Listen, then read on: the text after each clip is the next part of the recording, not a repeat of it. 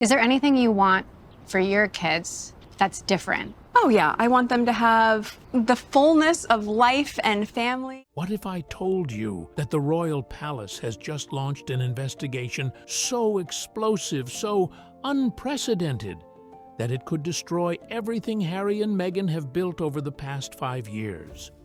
What if I told you that this investigation involves the most sacred, most protected aspect of their lives, their children, Archie and Lilibet? And what if I told you that Meghan is reportedly absolutely terrified about what this investigation might uncover? Because the questions being asked aren't just about paperwork or protocol, they're about whether these children are even real. Yes, you heard that right. Palace insiders are now openly questioning the very existence and legitimacy of the Sussex children. And the monarchy is taking it so seriously that they've assembled a full constitutional review team to investigate. This isn't speculation. This isn't tabloid gossip. This is a constitutional crisis unfolding right now behind palace walls and inside Meghan's Montecito mansion. Before we dive into this bombshell, make sure you smash that subscribe button and turn on notifications, because what we're about to reveal will shock you to your core. And drop a comment below. Do you think the palace has the right to investigate the Sussex children's birth records? Or is this crossing a line? I need to know what you think, because what's happening right now isn't just about birth certificates or royal protocol. It's about legitimacy. It's about bloodline. It's about ensuring that no one sits on the throne of this country under false pretenses. And Meghan, she never saw this coming. The investigation nobody saw coming. Something unusual is happening behind the gates of Buckingham Palace right now. Not a rumor, not tabloid noise. Something colder, quieter, and far more serious. According to multiple palace insiders, senior advisors have begun what they are officially calling an internal verification review connected to Prince Archie and Princess Lilibet. Let me repeat that. A verification review. That's palace language for, we need to confirm these children actually exist and were born according to royal standards. For the monarchy, a move like this is almost unthinkable. The crown hates uncertainty. It fears confusion around lineage more than it fears scandal. Titles can be taken away. Duties can be removed. But questions about bloodline? Questions about who is and who isn't legitimately in the line of succession? Those make the entire institution tremble. Because if there's one rule the monarchy has lived by for centuries, it's this: the line of succession must be beyond doubt. One royal commentator put it bluntly: Meghan and Harry are not entitled to privacy in this matter. Their privacy is trumped by the public's right to know that no one of questionable legitimacy is going to sit on the throne of this country. That's harsh, but that's the reality of what the monarchy is dealing with right now. Every royal child's birth must be documented, witnessed, verified, and recorded according to protocols that have existed for hundreds of years. There can be no gaps, no inconsistencies, no questions. But with Archie and Lilibet, there are questions, lots of them. So why now? Why would the palace suddenly decide to touch the one topic they usually pretend doesn't exist? Because a series of inconsistencies has finally reached a point where they can no longer be ignored. Not dramatic mistakes, subtle ones, missing details, irregular paperwork, procedures that didn't match royal standards. Small things that on their own look harmless, but when placed together, they create a disturbing pattern. And when that pattern reached senior officials at Buckingham Palace, they quietly began digging. Their first stop? The earliest official document connected to the Sussex children, Archie's birth certificate, the altered birth certificate. For most families, a birth certificate is simple paperwork filed at the hospital and forgotten in a drawer somewhere. But for the royal family, it's a constitutional record, the first legal proof of identity for someone who might one day sit close to the line of succession. Everything on that document is supposed to be clear, consistent, and permanent.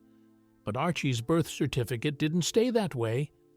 Months after his birth on May 6, 2019, something quietly changed. Meghan's full legal name, Rachel Meghan Markle, was removed from the document. Think about that for a second. Someone went back into official government records and altered a royal birth certificate after it had already been filed and made public. In its place appeared only the title, Her Royal Highness the Duchess of Sussex. No first name, no surname, just the Crown-approved styling. In royal bureaucracy, that kind of edit isn't just unusual, it's almost unheard of. Someone must file for the change. Someone must approve it. Someone must log it in official records.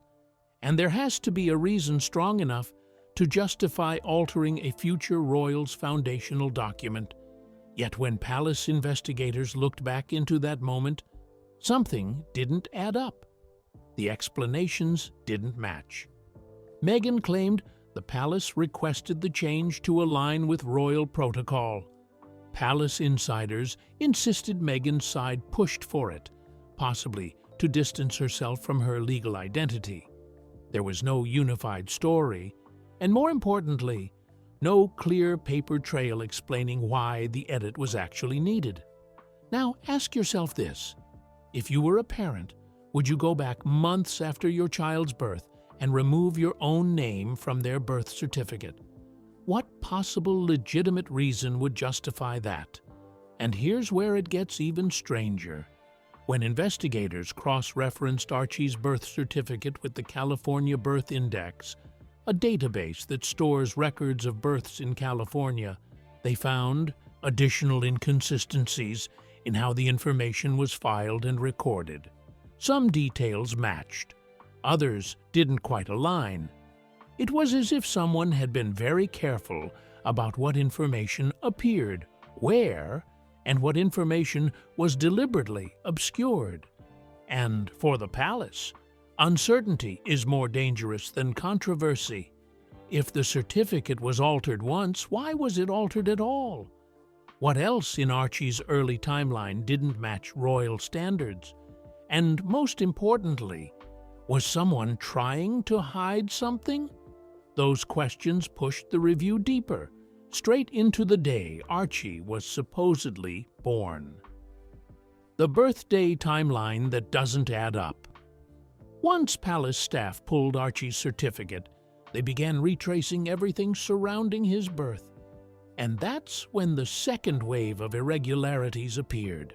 Not dramatic mistakes, not scandals, just small details that didn't fit the royal pattern.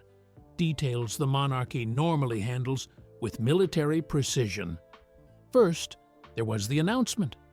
For decades, every royal baby has followed the same sequence: verified birth, official medical statement, palace bulletin displayed on an easel outside Buckingham Palace, and then a controlled photo opportunity.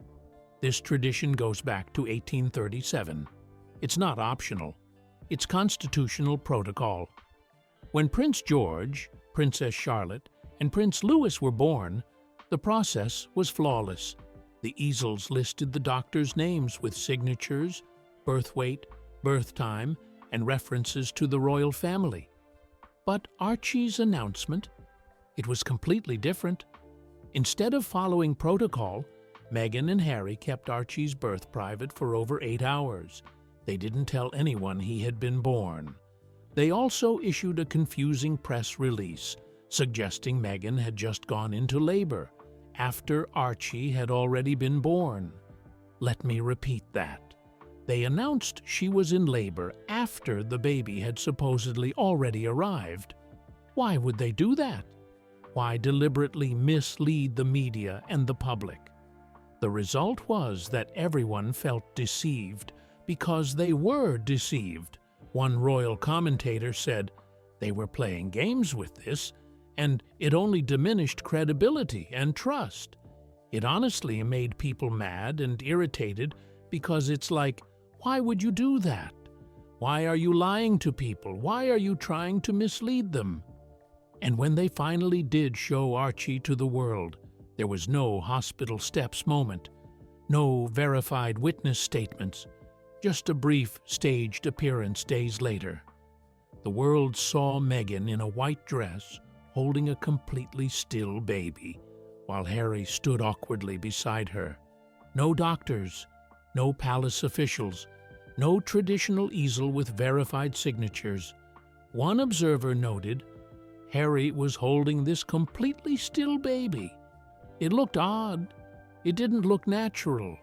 It looked like a display, not a genuine family moment. Then came the location confusion.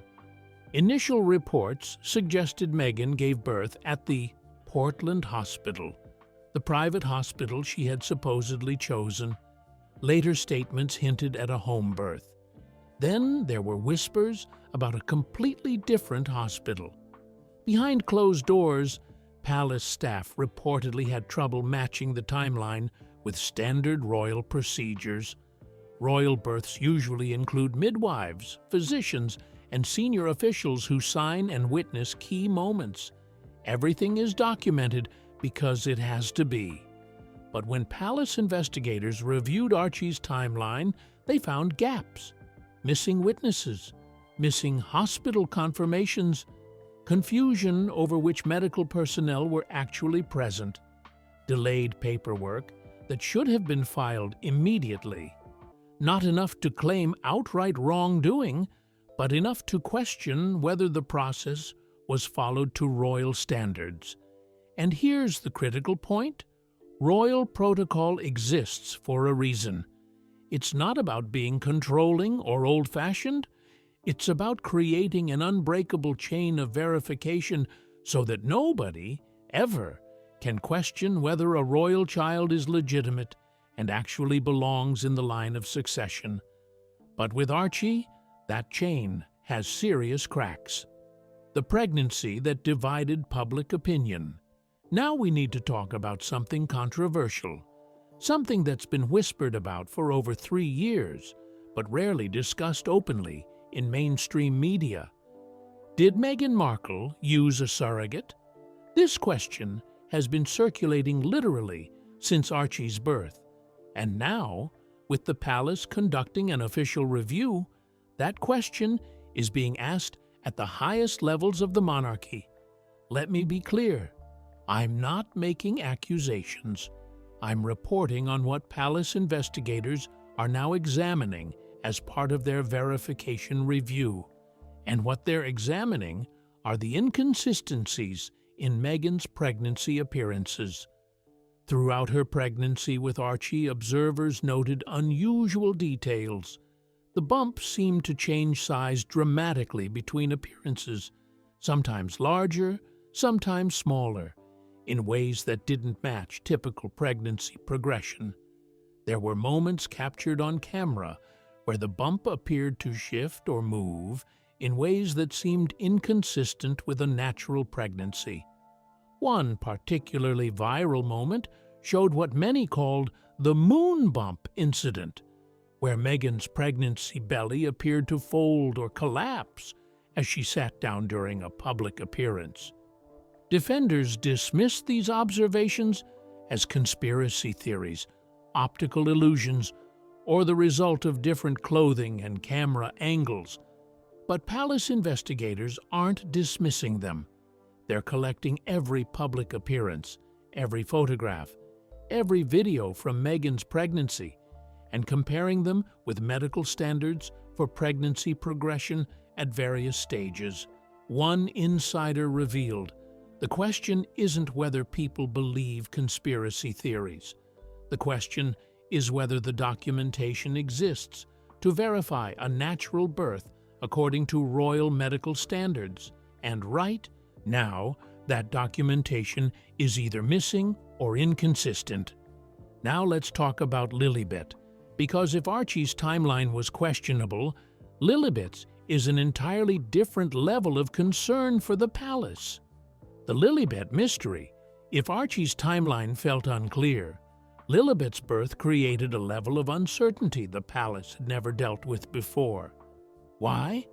Because her arrival was announced entirely through Meghan and Harry's team in California.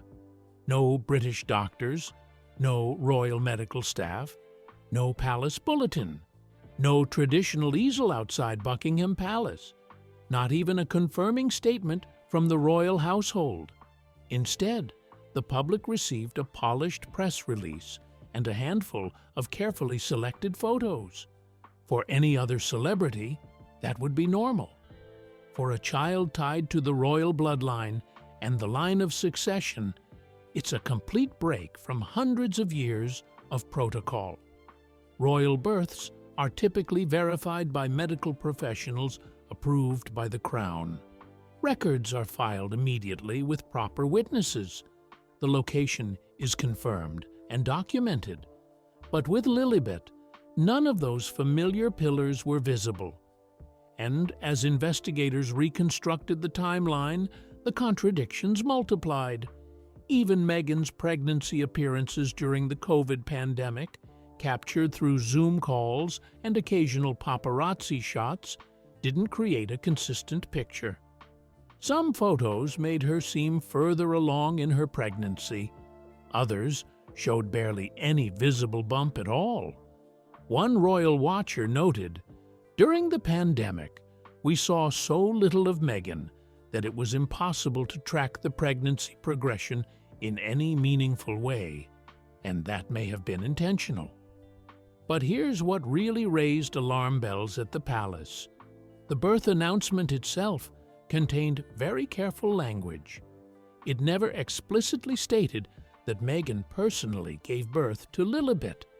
One legal analyst pointed out, this is what's called plausible deniability. They want to be able to say, hey, we never claimed that she physically gave birth in that announcement. They're legally covering their backs. And then there's the doctor situation. The obstetrician who supposedly delivered Lilibet reportedly closed her practice just 2 weeks after the birth. No explanation, no forwarding information, just gone. Why would a doctor who just delivered a royal baby suddenly close up shop? That sentence, that vital piece of information, is missing from Meghan's official statements. And according to palace investigators, that omission is deliberate. One insider revealed Meghan Markle chose not to include certain sentences in official statements because she knows she would get into legal trouble. She needed plausible deniability. Alone, these details would mean nothing. Combined with the lack of any royal documentation, they form a pattern that the palace cannot ignore. But the biggest red flag wasn't the birth itself. It was what came after. The event that should have tied Lilibet to the monarchy forever. Her christening. Or rather, the christening that apparently never happened. At least, not in any way the Church of England can verify. The christening that wasn't a christening may seem like a sweet family moment. Candles, godparents, photos, blessings. But inside the monarchy, it's a constitutional act. A royal christening formally links a child to the Church of England, the institution that is fundamentally intertwined with the crown itself. It creates the first official spiritual and historical record of the child's identity within the monarchy. Royal christenings are supposed to be witnessed, certified, and officially logged. Even private ceremonies leave paper trails. There's always a form, a registry entry, a confirmation from a bishop or the Archbishop of Canterbury's office. That's why Meghan's announcement about Lilibet's christening in California raised immediate alarm bells inside royal circles. If the ceremony was legitimate under Church of England authority, there would be a clear, traceable record in official church registries. But when palace advisors quietly checked the church's records, nothing matching Lilibet's name appeared. no entry, no signature, no recognition from the Archbishop's office, not even a private acknowledgement that the ceremony had taken place under proper Church of England protocols. For any child, that would be unusual. For a child who holds the title of princess and is technically in the line of succession to the British throne. It's a constitutional crisis. Without that record, Lilibet's royal connection isn't just uncertain, it's incomplete in the eyes of the institution. Think about what that means. If there's no verified christening conducted under proper Church of England authority, then by the constitutional standards of the monarchy, Lilibet hasn't been formally recognized as part of the royal institution. She's a child living in California with royal titles attached to her name, but no constitutional foundation to actually support those titles. And that missing piece was the final straw that pushed Buckingham Palace into its next phase, assembling a full internal case file with legal and constitutional implications. The 1917 letters patent. Before the palace could move forward with any decisions, advisors had to revisit the foundational laws that determine who is and who is not officially recognized as a member of the royal family. This is where the 1917 letters patent entered the conversation. It's a dry, historic document written under King George IV during World War I that outlines exactly which descendants of the monarch qualify for royal titles and official recognition. But buried inside that old legal language is a far more important constitutional principle. Royal status is not merely symbolic. It must be legally verifiable. To be recognized under the crown, child must meet several specific criteria. 1. A documented lineage that the monarchy can fully verify through official records. 2. A birth that follows established royal medical procedures with proper witnesses and documentation. 3. Religious ceremonies and confirmations conducted under the authority of the Church of England with proper registry. These aren't optional traditions or outdated customs, they're constitutional safeguards, rules specifically designed to prevent confusion, prevent fraudulent claims, and prevent disputes about who does and doesn't have legitimate standing in the line of succession. Most of the time, these steps are straightforward and easy to follow. Royal births happen in the UK under medical supervision with multiple witnesses, complete records, and immediate official filing. But with Archie and Lilibet, too much happened outside that verified system.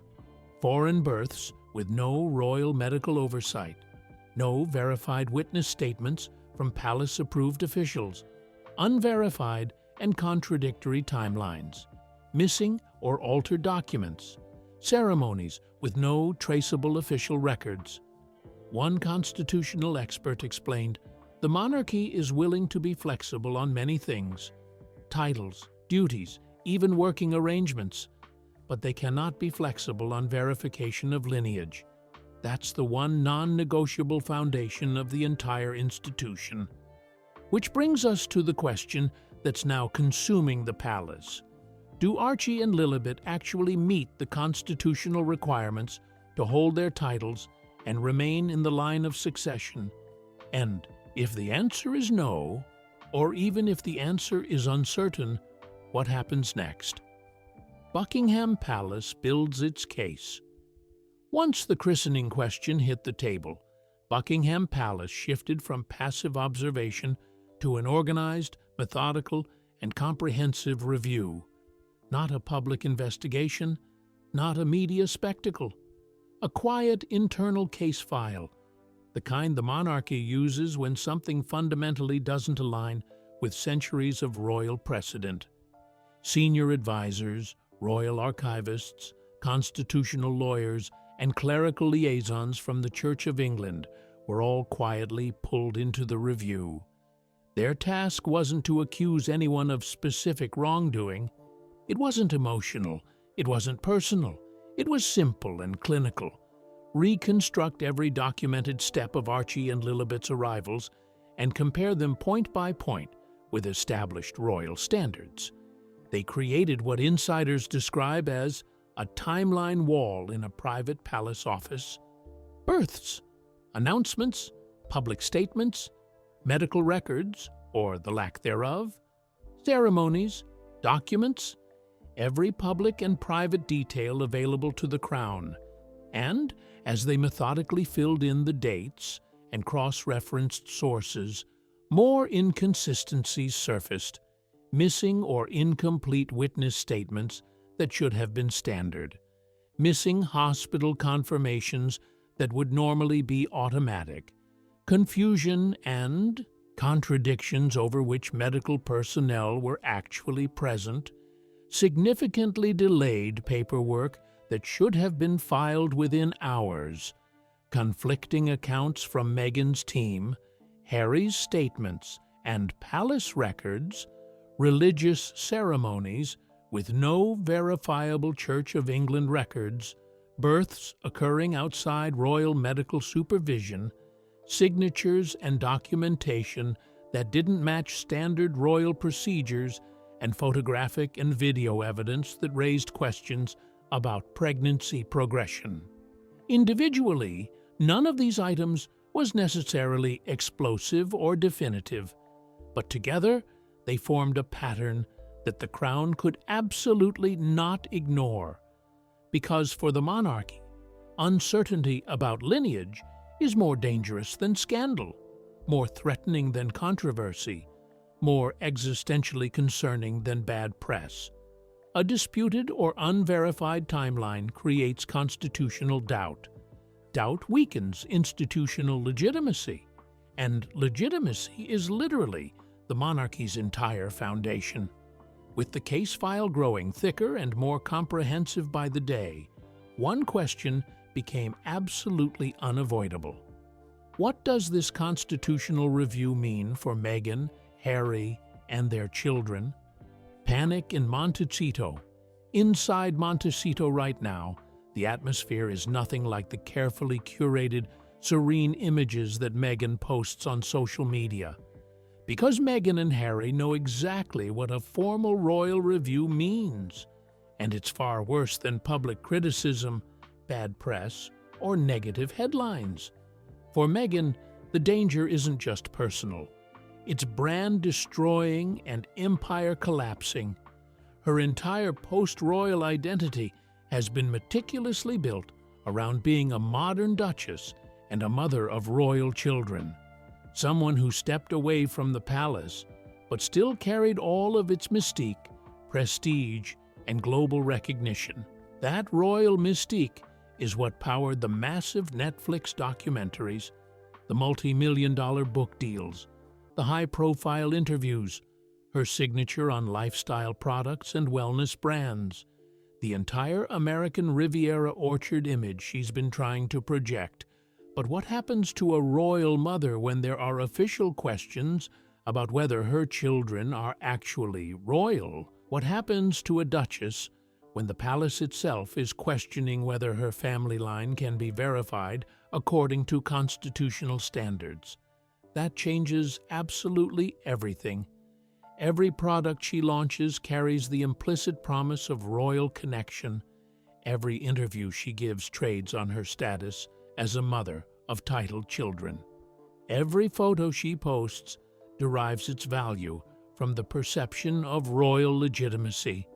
Take that away, or even cast serious doubt on it, and what's left?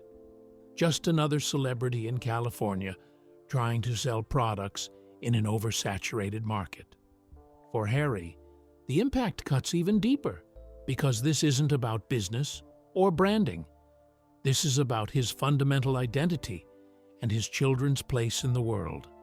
Harry grew up being told that his bloodline mattered, that his position in the royal family was secure, that his children would naturally be part of the monarchy's future. He believed that even if he physically stepped away from working royal duties, his kids would still belong to something bigger, something ancient and meaningful. But now he's watching that entire belief system potentially collapse. Sources close to the situation say Harry has tried desperately calling senior royals, frustrated, emotional, even pleading for some kind of resolution or clarification. But the palace has grown increasingly distant and unresponsive. When the crown moves into legal and constitutional territory, emotion no longer matters. Personal relationships no longer matter. The review is happening according to institutional procedures, and nothing Meghan or Harry says, no amount of pleading or explaining, can stop this process once it's officially in motion. One palace insider revealed, Harry keeps asking, "How can they do this to my children?" But he's fundamentally missing the point. The crown isn't doing this to anyone. They're protecting the constitutional integrity of the institution. That's what they've always done, and that's what they always will do. Staffers who interact with the Montecito household describe the current atmosphere as absolutely suffocating.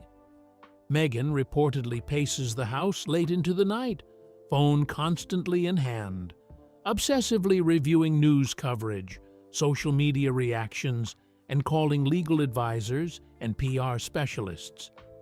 Harry sits in another room, visibly overwhelmed and emotionally drained, scrolling through endless articles and trying to process what this means for his family's entire future. Because this isn't just an investigation or a review. This is an existential threat to everything they've built since leaving the royal family. The children's future hangs in the balance. Let's talk about what this really means for Archie and Lilibet, because this isn't just about Meghan and Harry's reputations or business ventures. This is about those children's entire future and identity. If the palace moves forward with any form of official reclassification or title removal based on insufficient documentation, those children will spend literally the rest of their lives dealing with questions and speculation. Questions about their legitimacy. Questions about whether they're really royal.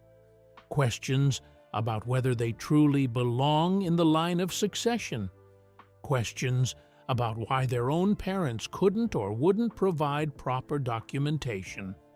One royal commentator put it bluntly, "People will be asking about this for the rest of Archie and Lily's lives.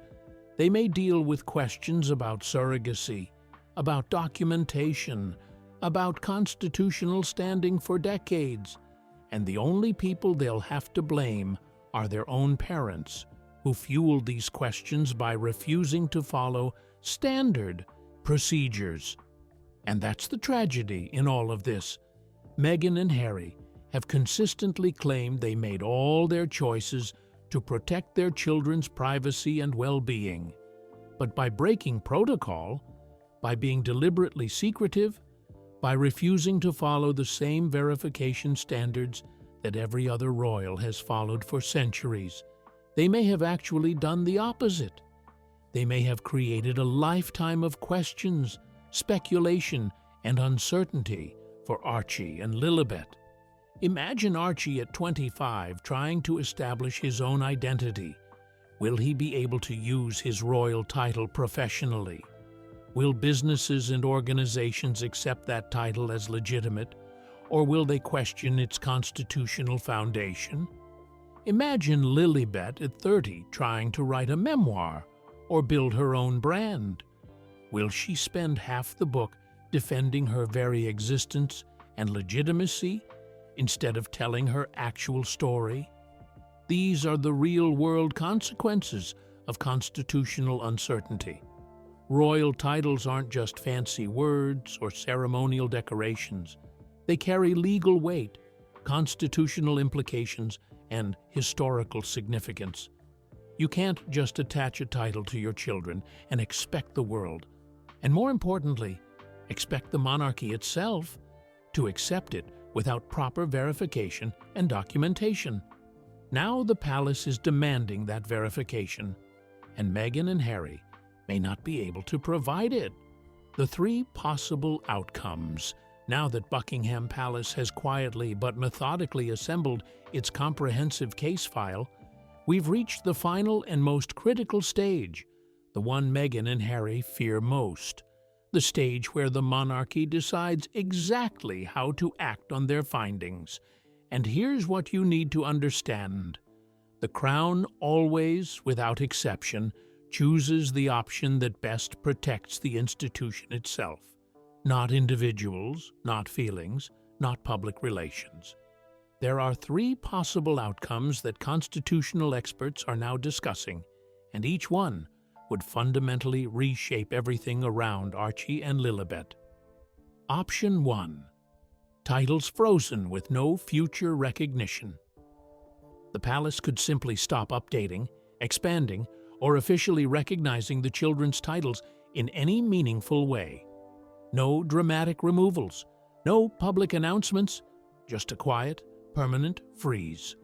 Archie and Lilibet would technically remain listed on royal genealogy websites with their titles, but with absolutely no future recognition, no ceremonial inclusion in royal events, and no active status within the institution. It would be a slow fade. They'd exist in name only on paper, but not in practice within the actual functioning monarchy. This option provides plausible deniability for the palace, while effectively sidelining the children from any real royal standing. Option 2. Quiet reclassification as private citizens.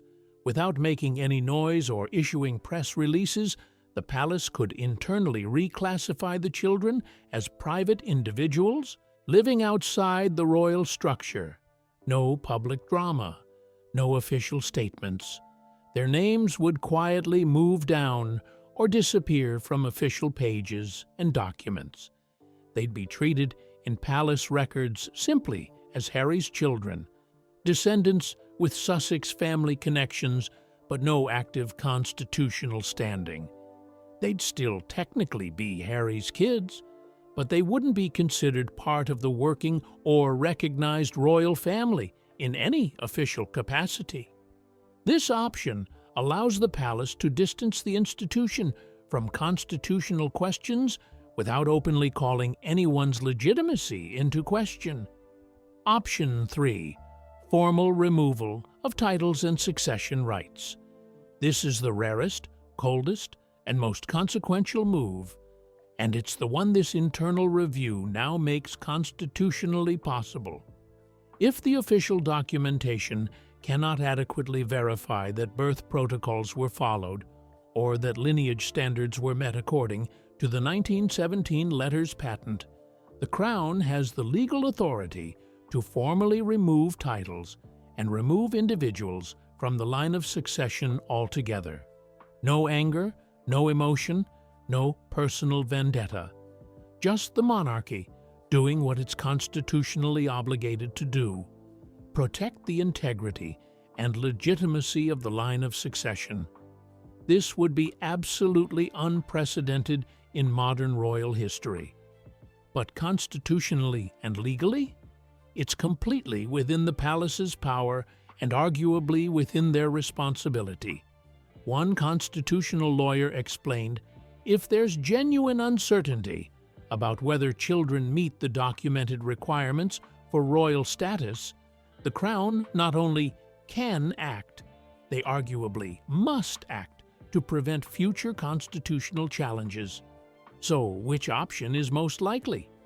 Palace insiders suggest the monarchy is leaning toward either option 1 or option 2, something that protects the institution without creating a massive public spectacle. But if Meghan and Harry push back aggressively, if they sue or go public with accusations, the palace may feel forced to go with option 3 to definitively settle the matter with full legal authority. And that's the real message behind this entire investigation. The Crown always survives institutional challenges.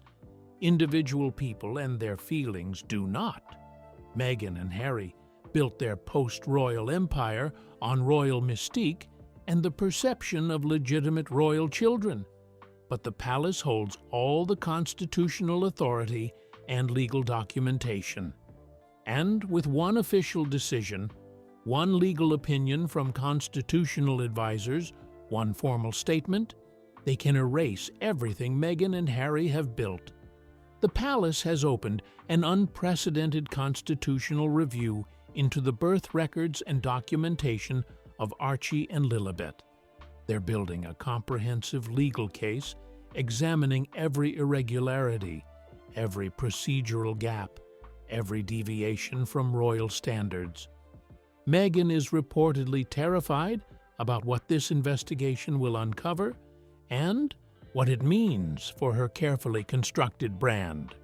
Harry is caught in an impossible position, torn between defending his family and understanding that the institution he can never fully escape has constitutional obligations that transcend personal loyalty. And their children? They may spend the rest of their lives dealing with questions about their legitimacy, their titles, and their place in royal history, all because their parents chose to break protocol rather than follow it. The Crown has three clear options: freeze the titles, quietly reclassify the children, or formally remove them from royal standing altogether.